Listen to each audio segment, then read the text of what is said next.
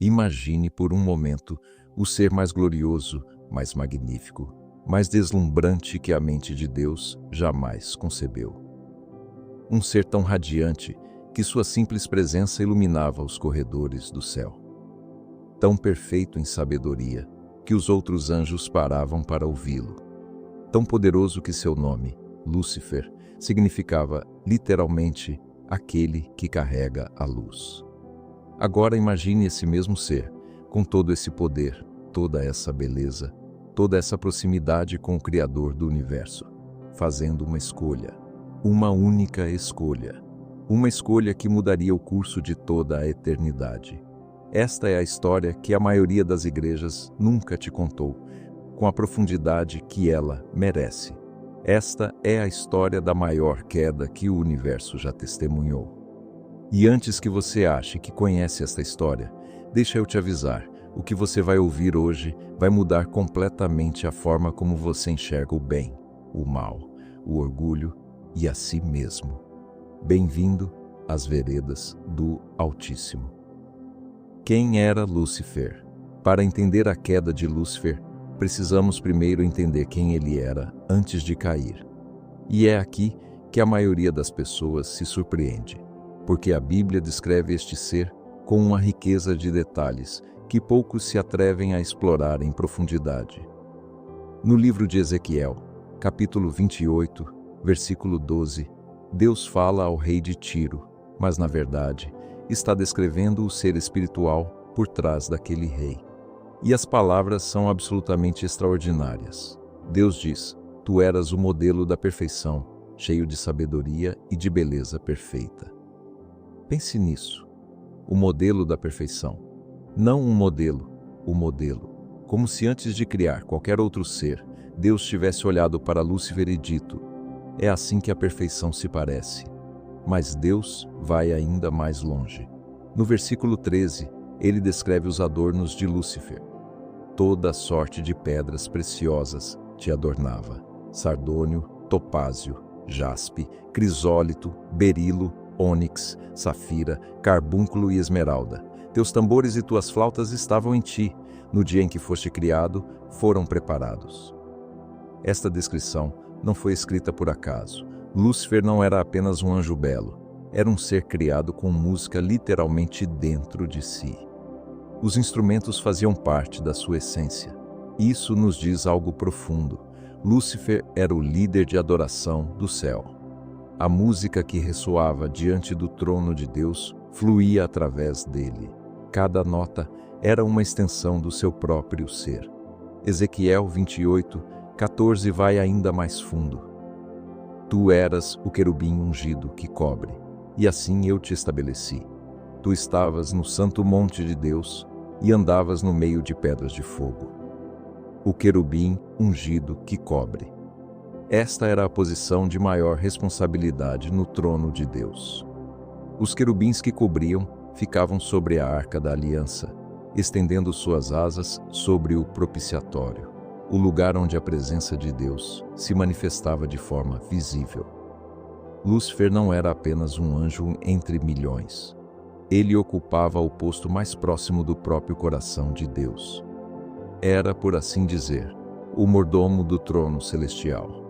E havia algo mais. O versículo fala que Lúcifer andava no meio de pedras de fogo, expressão que no hebraico original sugere acesso ao lugar mais sagrado, mais íntimo, mais glorioso do céu. Ele não observava a glória de Deus de longe. Ele habitava dentro dela. O versículo 15, então, traz a frase que precisamos guardar. Tu eras íntegro nos teus caminhos, desde o dia em que foste criado, até que se achou iniquidade em ti. Até que se achou iniquidade em ti. Isso significa que houve um momento, um instante preciso na eternidade, em que algo mudou dentro de Lúcifer. Não foi uma queda gradual por pressão externa. Foi uma escolha, uma decisão consciente, tomada por um ser que sabia exatamente o que estava fazendo e o que estava arriscando. E é aqui que precisamos ir ao livro de Isaías, para descobrir o que estava acontecendo dentro da mente de Lúcifer, naquele momento fatídico. Como um ser com tudo o que ele tinha poderia desejar ainda mais a ponto de arriscar perder tudo? A resposta está em 5 declarações que mudarão para sempre a forma como você enxerga o pecado, o coração da rebelião. Isaías 14, 12 começa com um lamento que ecoa através da eternidade. Como caíste do céu, ó Lúcifer, filho da alvorada, como foste lançado por terra, tu que debilitavas as nações. O nome Lúcifer em hebraico é Elel ben Shachar, estrela brilhante, filho da aurora. Era o título mais glorioso existente. E agora a Escritura usa esse título não para honrá-lo, mas para contrastar com o que ele se tornaria. Os versículos 13 e 14 revelam o verdadeiro coração da rebelião. Lúcifer disse em seu coração, e perceba, foi dito no íntimo, foi um pensamento cultivado, uma ambição alimentada em segredo, longe dos olhos dos outros anjos. Ele disse, subirei ao céu, acima das estrelas de Deus, exaltarei o meu trono, e no monte da congregação me assentarei, nas extremidades do norte. Subirei acima das mais altas nuvens, e serei semelhante ao Altíssimo. 5 vezes. 5 declarações de ascensão em 2 versículos. Subirei, exaltarei, me assentarei, subirei, serei. Esse é o retrato perfeito do orgulho em sua forma mais pura, mais primitiva e mais destrutiva. Lúcifer não queria destruir Deus. Ele queria ser como Deus. Queria o trono, a adoração, a supremacia. Não por força, mas por posição. E isso é exatamente o que torna essa história tão profundamente humana. Porque quantas vezes, em nossos corações, cultivamos esse mesmo desejo de controle, de estar no centro de tudo, de ser reconhecido como o maior. Ezequiel 28, 17 registra as palavras de Deus para Lúcifer com uma solenidade que arrepia. O teu coração se elevou por causa da tua formosura, corrompeste a tua sabedoria por causa do teu esplendor. A beleza que Deus lhe dera tornou-se o veneno que o destruiu. A sabedoria que habitava nele foi corrompida pela vaidade que cresceu dentro dele. E o mais terrível de tudo foi precisamente aquilo que o tornava especial, que o tornou vulnerável à sua própria queda. Mas Lúcifer não caiu sozinho. E o que aconteceu após sua rebelião foi um evento de proporções cósmicas que a Bíblia descreve com detalhes impressionantes no livro do Apocalipse. Uma guerra que sacudiu os próprios alicerces do céu. A guerra no céu. Apocalipse 12, 7 descreve algo que aconteceu antes da criação do mundo como o conhecemos. Então houve batalha no céu. Miguel e os seus anjos batalharam contra o dragão. O dragão e os seus anjos batalharam, mas não prevaleceram. Nem o seu lugar foi mais encontrado no céu. Uma guerra no céu. O lugar que imaginamos como perfeito, eterno e imutável foi palco de uma batalha. Anjos contra anjos. Lúcifer não apenas se rebelou sozinho, ele convenceu 1/3 de todos os anjos do céu a segui-lo em sua insurreição. 1/3. A Bíblia nos diz em Apocalipse 12, 4 que a sua cauda arrastou a 1/3 parte das estrelas do céu. Eram seres que tinham vivido na presença de Deus, que conheciam sua glória de perto, e ainda assim foram seduzidos. O versículo 9 do mesmo capítulo é devastador em sua clareza. E foi expulso o grande dragão, a antiga serpente, que se chama o Diabo e Satanás, o sedutor de todo o mundo. Ele foi atirado na terra, e os seus anjos foram atirados com ele. Atirado na terra. Jesus mesmo confirma ter visto esse momento exato, em Lucas 10, 18, quando diz: Eu via Satanás cair do céu como um relâmpago. Como um relâmpago, não devagar, não com dignidade, mas com velocidade e violência, expulso do lugar mais alto para o mais baixo. Aqui é onde esta história começa a conectar com nossa realidade de uma forma que muitos não percebem. Quando Satanás foi lançado à terra, ele não chegou aqui como um ser derrotado e enfraquecido. Chegou como um ser que, apesar de ter perdido sua posição, conservou uma parte significativa de seu poder e de sua inteligência. O apóstolo Pedro nos avisa em 1 Pedro 5:8: Sede sóbrios e vigilantes. O diabo, vosso adversário, anda em derredor, como um leão que ruge, procurando alguém para devorar. Note que Pedro não diz que ele anda como um leão velho e fraco.